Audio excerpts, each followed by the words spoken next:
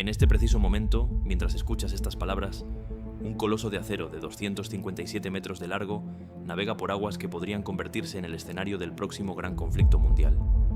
El USS Iwo Jima, una fortaleza flotante capaz de transportar casi 2.000 marines y un arsenal de aeronaves de combate, ha recibido órdenes de abandonar el Caribe y dirigirse hacia Oriente Medio. La pregunta que todos se hacen en Teherán, en Washington y en las capitales de medio mundo es simple pero escalofriante. ¿Estamos a las puertas de una nueva guerra con Irán? No se trata de un ejercicio militar, no es una maniobra de rutina. Lo que está ocurriendo ahora mismo en el Golfo Pérsico es el despliegue naval más significativo que Estados Unidos ha realizado en la región desde la Guerra de los 12 días del año pasado, y las señales que llegan desde la Casa Blanca son inequívocas. Donald Trump ha advertido que si Irán no acepta un acuerdo nuclear, las consecuencias serán muy traumáticas. Para entender la magnitud de lo que está en juego, necesitamos retroceder apenas 8 meses. Lo que ocurrió en junio de 2025 cambió para siempre el equilibrio de poder en Oriente Medio, y las decisiones que se tomen en las próximas semanas podrían determinar si el mundo se precipita hacia un conflicto de proporciones devastadoras o si, por el contrario, se alcanza una paz frágil pero necesaria. Este es el relato de cómo hemos llegado hasta aquí y de lo que podría venir después. Todo comenzó a deteriorarse cuando las negociaciones nucleares entre Washington y Teherán colapsaron en la primavera de 2025. Donald Trump había dado un ultimátum al régimen iraní. Tenían 2 meses para alcanzar un acuerdo que limitara su programa nuclear, abandonara su arsenal de misiles balísticos y cortara el apoyo a grupos armados en la región. Irán rechazó cada una de esas condiciones. Consideraban que sus misiles eran parte integral de su defensa nacional, reconstruida tras años de tensiones, y no estaban dispuestos a negociar sobre ese punto. El 13 de junio de 2025, Israel decidió actuar. A las 3 de la madrugada, hora local, 200 aviones de combate israelíes despegaron en lo que se convertiría en la operación militar más audaz de la historia moderna del Estado hebreo. La llamaron Operación León Creciente. Sus objetivos: más de 100 blancos estratégicos en territorio iraní, incluyendo las instalaciones nucleares de Natanz, bases de misiles en Isfahán y depósitos de combustible sólido en Kermanshah. Pero Israel no solo buscaba destruir infraestructura. En esas primeras horas, el Mossad y las fuerzas de defensa ejecutaron una decapitación quirúrgica del mando militar iraní. El general Hossein Salami, comandante en jefe de la Guardia Revolucionaria, fue eliminado. Mohammad Bagheri, jefe del Estado Mayor, también cayó. Varios científicos nucleares de alto perfil murieron en ataques coordinados. En cuestión de horas, Irán perdió a la cúpula completa de su estructura militar y científica. La respuesta de Teherán no se hizo esperar. Esa misma noche, las sirenas antiaéreas ulularon sobre Tel Aviv y Jerusalén. Irán lanzó la Operación Verdadera Promesa 3, disparando más de 150 misiles balísticos y 100 drones contra territorio israelí. A pesar del sofisticado sistema de defensa antimisiles de Israel, el Domo de Hierro, la Onda de David y el Arrow 3 no pudieron interceptar todos los proyectiles. Misiles impactaron en zonas civiles de Tel Aviv, Bat Yam y Rishon LeZion. Hubo muertos, hubo heridos y hubo pánico. Durante los siguientes días, la escalada fue vertiginosa. Israel atacó más de 1.100 objetivos en territorio iraní. Irán respondió con oleadas sucesivas de misiles y drones. El shekel israelí se fortaleció paradójicamente, reflejando la confianza de los mercados en la capacidad militar de Israel, pero el rial iraní se desplomó y los mercados financieros de Teherán cerraron indefinidamente. El mundo contenía la respiración. Y entonces Estados Unidos entró en el conflicto. La noche del 21 de junio de 2025, 7 bombarderos B-2 Spirit despegaron de la base aérea de Whiteman, en Missouri. Eran las aeronaves más letales del arsenal estadounidense, diseñadas para penetrar las defensas aéreas más sofisticadas del planeta sin ser detectadas. Su misión: la Operación Martillo de Medianoche. Durante 37 horas, los B-2 volaron sin escalas, reabasteciendo combustible varias veces en el aire. A bordo llevaban las armas más devastadoras jamás diseñadas para penetrar búnkeres fortificados: las bombas GBU-57 Massive Ordnance Penetrator, proyectiles de 13 toneladas capaces de atravesar 90 metros de roca sólida antes de detonar. A las 2:30 de la madrugada, hora iraní, los primeros impactos sacudieron la instalación de Fordow. Esta base nuclear, enterrada a 80 metros de profundidad bajo una montaña, había sido considerada impenetrable. Israel no tenía armamento capaz de alcanzarla, pero Estados Unidos sí. 14 bombas perforadoras de búnker cayeron sobre Fordow y Natanz. Simultáneamente, el submarino USS Georgia, posicionado en aguas cercanas desde hacía meses, disparó 30 misiles Tomahawk contra las instalaciones nucleares de Isfahán. En cuestión de minutos, los 3 pilares del programa nuclear iraní quedaron reducidos a cráteres humeantes. El secretario de Defensa Pete Hegseth calificó la operación como un éxito aplastante. El general Dan Kane, jefe del Estado Mayor Conjunto, declaró que se había tratado del mayor ataque operativo de bombarderos B-2 en la historia de Estados Unidos. Donald Trump apareció en televisión nacional y pronunció palabras que resonarían durante meses. Las instalaciones han sido completa y totalmente destruidas. Es hora de la paz. Si no llega pronto, atacaremos otros objetivos. Irán respondió en menos de 12 horas. La operación Presagios de Victoria lanzó misiles balísticos contra la base aérea de Al Udeid en Qatar, el corazón del mando estadounidense en Oriente Medio. Qatar cerró su espacio aéreo. Emiratos Árabes Unidos, Bahrein, Kuwait e Irak hicieron lo mismo. Por un momento, pareció que la Tercera Guerra Mundial había comenzado. La Guerra de los 12 días terminó tan abruptamente como había empezado. El 23 de junio, Trump anunció un alto al fuego que, según él, había sido acordado con Irán.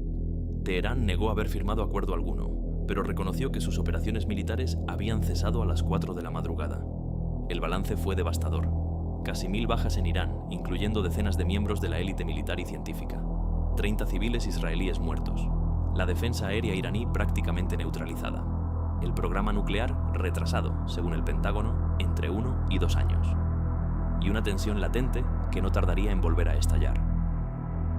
Durante los meses siguientes, Irán se dedicó a reconstruir. Según los servicios de inteligencia occidentales, el régimen logró restaurar parte de su capacidad misilística. Las centrifugadoras dañadas fueron reemplazadas, y aunque las instalaciones principales habían sido destruidas, existían rumores sobre sitios secretos donde el enriquecimiento de uranio continuaba a niveles preocupantes. Mientras tanto, en Washington, la administración Trump evaluaba sus opciones. La presión militar había funcionado una vez, pero un segundo ataque podría desencadenar consecuencias impredecibles. Rusia y China, aunque habían condenado los bombardeos, no habían intervenido directamente. Sin embargo, nadie garantizaba que se mantendrían al margen si Estados Unidos volvía a atacar. Fue en ese contexto cuando comenzaron las negociaciones de Omán. La primera semana de febrero de 2026, los enviados especiales de Trump, Steve Witkoff y Jared Kushner, se reunieron con el ministro de Relaciones Exteriores iraní, Abbas Araghchi, en la capital omaní. Las conversaciones fueron descritas por ambas partes como un buen comienzo, pero las diferencias eran abismales. Washington exigía 3 cosas: 0 armas nucleares, 0 misiles balísticos y el fin del apoyo iraní a grupos armados como Hezbollah y los hutíes. Teherán, por su parte, solo estaba dispuesto a negociar restricciones parciales a su programa nuclear a cambio del levantamiento de todas las sanciones financieras. Los misiles, repetían, no estaban en la mesa. Mientras los diplomáticos intercambiaban propuestas, el despliegue militar estadounidense continuaba acelerándose. El 26 de enero, el portaaviones USS Abraham Lincoln y su grupo de ataque ingresaron al Golfo Pérsico.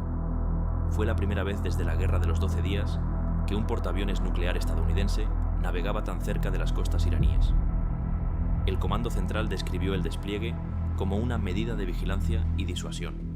Irán respondió con ejercicios militares en el Estrecho de Hormuz, el paso marítimo más estratégico del planeta, por donde transita el 20% del petróleo mundial. La Guardia Revolucionaria desplegó misiles antibuque y sistemas de defensa costera. Las advertencias cruzaban el estrecho en ambas direcciones. Estados Unidos amenazaba con represalias devastadoras si sus intereses eran atacados. Irán prometía cerrar el estrecho y golpear bases estadounidenses si Washington volvía a bombardear su territorio. Fue entonces cuando Benjamin Netanyahu llegó a Washington. El primer ministro israelí había sido uno de los críticos más feroces de las negociaciones con Irán. Desde su perspectiva, cualquier acuerdo que no desmantelara completamente el programa nuclear y misilístico iraní era una capitulación inaceptable. El régimen de los ayatolás había prometido destruir Israel en múltiples ocasiones. Para Netanyahu, la única garantía de supervivencia era la eliminación total de la amenaza. La reunión con Trump el 11 de febrero fue intensa. Según fuentes cercanas al encuentro, Netanyahu presentó un dossier con supuestas pruebas de que Irán estaba engañando a los negociadores estadounidenses, ocultando avances nucleares en instalaciones no declaradas. pidió a Trump que adoptara una postura más dura, que incluyera las exigencias israelíes en las negociaciones de Omán y que considerara un nuevo ataque preventivo si las conversaciones fracasaban. Trump, sin embargo, mantuvo su posición. En declaraciones posteriores, afirmó que había comunicado a Netanyahu su preferencia por el camino diplomático. Si no se puede llegar a un acuerdo, tendremos que ver cuál será el resultado, dijo. Pero también recordó al mundo lo que había ocurrido la última vez que Irán rechazó negociar. Sufrieron el martillo de medianoche.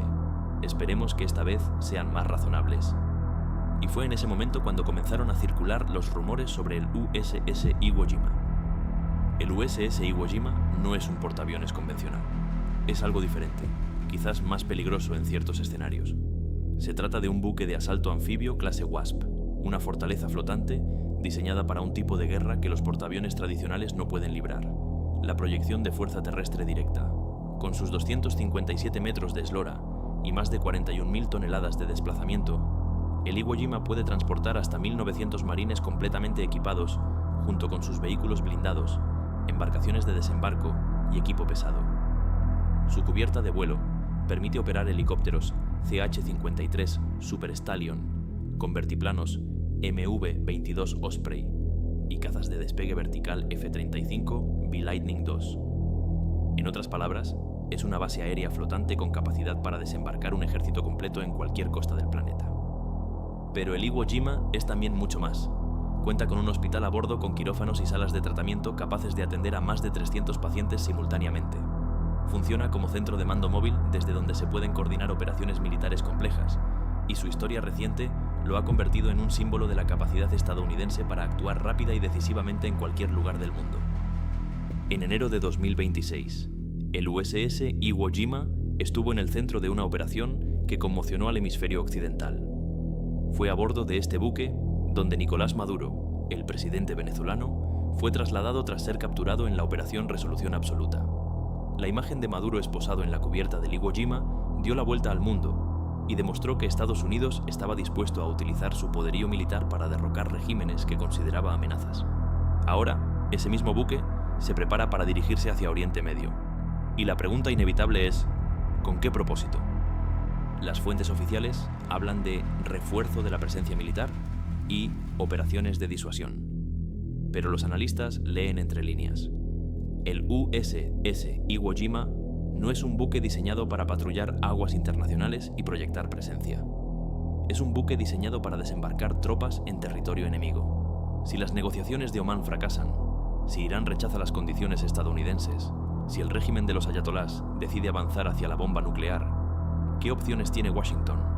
Un nuevo ataque aéreo como el martillo de medianoche podría neutralizar infraestructura, pero no garantizaría la eliminación definitiva del programa nuclear. El conocimiento técnico permanecería intacto. Los científicos supervivientes podrían reconstruir. Las instalaciones secretas podrían continuar operando.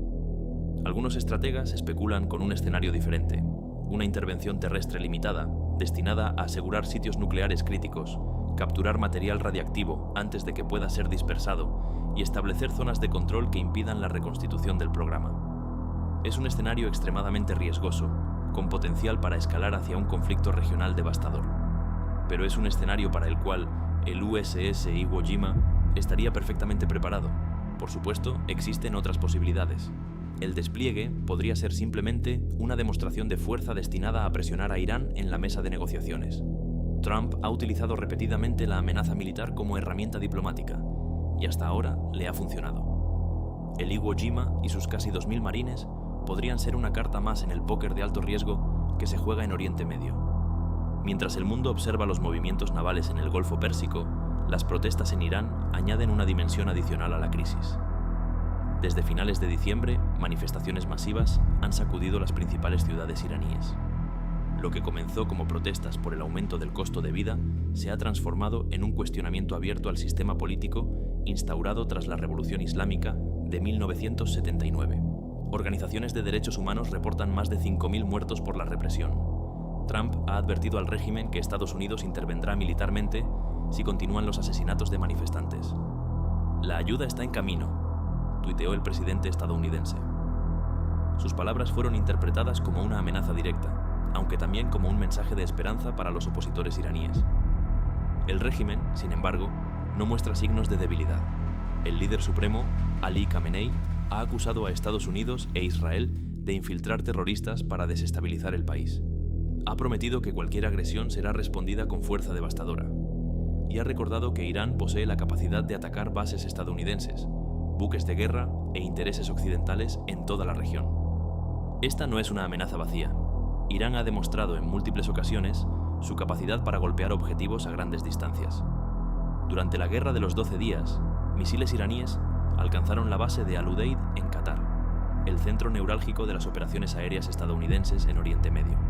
Sus drones Shahed han sido utilizados con efectos devastadores en conflictos desde Yemen hasta Ucrania, y su arsenal de misiles antibuque representa una amenaza real para cualquier flota que se aventure demasiado cerca del estrecho de Hormuz.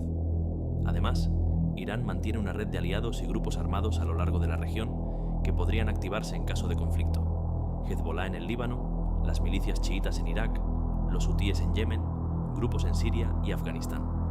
Esta defensa asimétrica permite a Teherán amenazar intereses estadounidenses e israelíes en múltiples frentes simultáneamente, complicando cualquier cálculo militar. Es en este contexto de protestas, represión y tensión internacional donde el USS Iwo Jima se prepara para zarpar hacia Oriente Medio. La geopolítica del Golfo Pérsico es un tablero de ajedrez donde cada movimiento tiene consecuencias imprevisibles. Estados Unidos mantiene bases militares en Qatar, Bahrein, Kuwait y los Emiratos Árabes Unidos. Pero tras la Guerra de los 12 días, varios de estos países han mostrado reticencia a permitir que su territorio sea utilizado para atacar a Irán. Los Emiratos, Omán y otros actores regionales han comunicado discretamente a Washington que no cederán sus bases ni su espacio aéreo para una nueva ofensiva. Temen las represalias iraníes, que podrían incluir ataques con misiles balísticos contra sus ciudades y su infraestructura petrolera. Prefieren el statu quo a una guerra que podría devastar sus economías y desestabilizar sus sociedades. Esta posición de los aliados árabes representa un cambio significativo respecto a conflictos anteriores. Durante la Guerra del Golfo de 1991 y la invasión de Irak de 2003, la coalición liderada por Estados Unidos pudo contar con acceso prácticamente ilimitado a bases terrestres en la región. Esa ventaja estratégica ya no está garantizada. Los países del Golfo han aprendido que estar demasiado cerca de un conflicto entre grandes potencias puede convertirlos en objetivos, y muchos han optado por una política de equilibrio que evite antagonizar tanto a Washington como a Teherán. Esta negativa explica, en parte, el refuerzo naval estadounidense. Si Washington no puede contar con bases terrestres cercanas, necesita proyectar poder desde el mar. El portaaviones Abraham Lincoln ya está en posición. Informes sugieren que el USS Gerald Ford, el portaaviones más avanzado del mundo, podría estar siendo retirado del Caribe para unirse al despliegue.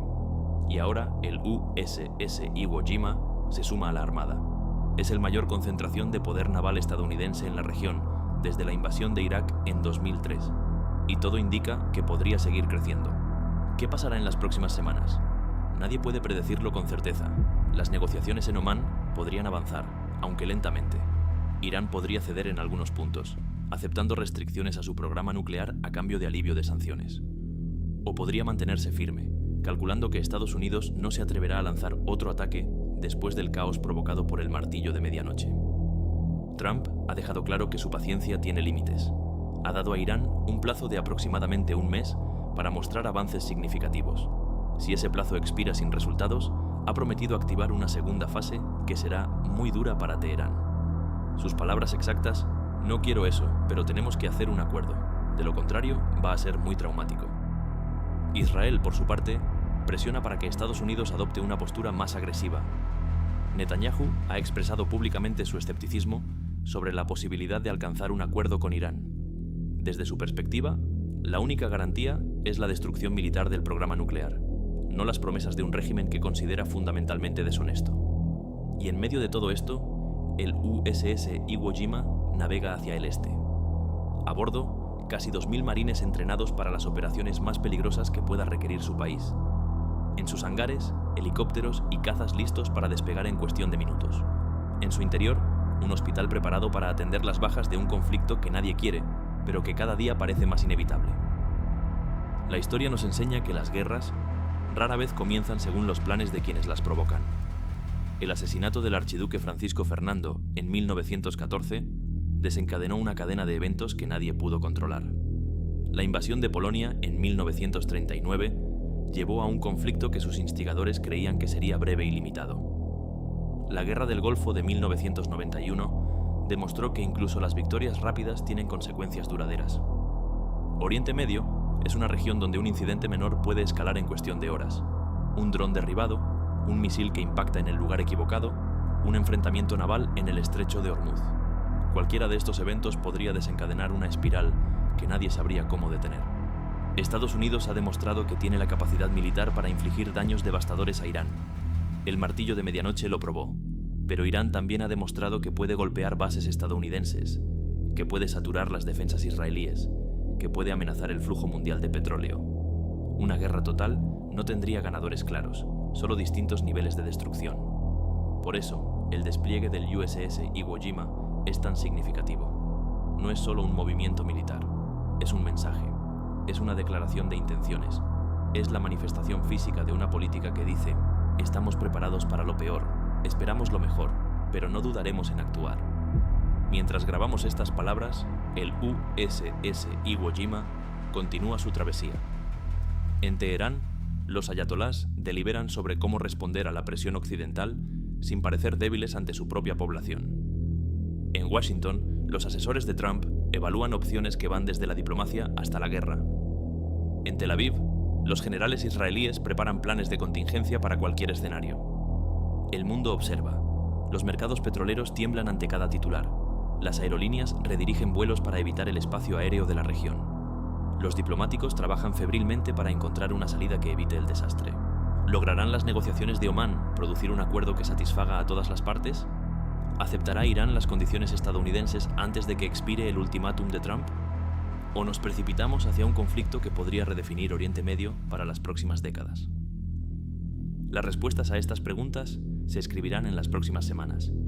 Lo que es seguro es que el USS Iwo Jima y sus miles de marines estarán posicionados para responder, sea cual sea el desenlace. Una fortaleza flotante en las aguas más disputadas del planeta, lista para proyectar el poder militar más formidable de la historia humana. El tablero está dispuesto, las piezas están en movimiento, y el mundo contiene la respiración esperando el próximo movimiento. Hay algo que debemos entender sobre el USS Iwo Jima que va más allá de sus capacidades técnicas. Este buque lleva el nombre de una de las batallas más sangrientas de la Segunda Guerra Mundial, aquella donde los marines estadounidenses izaron la bandera en el monte Suribachi, una imagen que se convirtió en símbolo del sacrificio y la determinación americana. En la ceremonia de colocación de la quilla, en 1997, el capitán Jacqueline Lucas, uno de los héroes condecorados de aquella batalla, colocó su citación de la Medalla de Honor dentro del casco del buque, donde permanece hasta hoy. No es casualidad que un buque con ese nombre y esa historia sea elegido para las misiones más delicadas y peligrosas. El Iwo Jima encarna una doctrina militar que Estados Unidos ha perfeccionado durante décadas: la capacidad de proyectar fuerza en cualquier lugar del planeta, en cualquier momento, sin depender de bases terrestres ni de la cooperación de aliados locales. Es la manifestación física del concepto de envolvimiento vertical, que permite desplegar tropas directamente en zonas estratégicas mediante helicópteros y aeronaves de despegue vertical, sin necesidad de playas ni infraestructura portuaria. Cuando este buque se posicione frente a las costas iraníes, llevará consigo no solo armamento y soldados, sino también un mensaje histórico. Un recordatorio de que Estados Unidos ha librado guerras imposibles antes, que ha pagado el precio en sangre de sus marines y que está dispuesto a hacerlo de nuevo si las circunstancias lo requieren. Las próximas semanas serán decisivas. Cada día sin acuerdo es un día más cerca del punto de no retorno. Cada declaración beligerante desde Teherán o Washington eleva la temperatura de una crisis que ya está al borde de la ebullición. Y cada milla náutica que recorre el USS Iwo Jima hacia Oriente Medio es un paso más hacia un escenario que nadie quiere, pero que cada vez parece más difícil de evitar. Los historiadores del futuro mirarán hacia atrás y se preguntarán cómo llegamos aquí. Analizarán las decisiones, los errores de cálculo, las oportunidades perdidas. Pero nosotros no tenemos el lujo de la perspectiva histórica. Nosotros vivimos este momento en tiempo real, observando cómo las piezas se mueven en el tablero, sin saber cuál será el próximo movimiento ni cómo terminará la partida. Lo único que podemos hacer es mantenernos informados, entender lo que está en juego y esperar que quienes tienen el poder de decidir elijan la paz sobre la guerra. Aunque, como hemos visto tantas veces a lo largo de la historia, Esa elección no siempre está en sus manos. Esto es todo por hoy, pero algo me dice que volveremos a hablar de Irán, del USS Iwo Jima y de lo que está ocurriendo en Oriente Medio mucho antes de lo que cualquiera de nosotros quisiera. Hasta entonces, mantente informado, mantente alerta y recuerda, la historia se escribe cada día y hoy podría ser uno de esos días que recordaremos durante generaciones.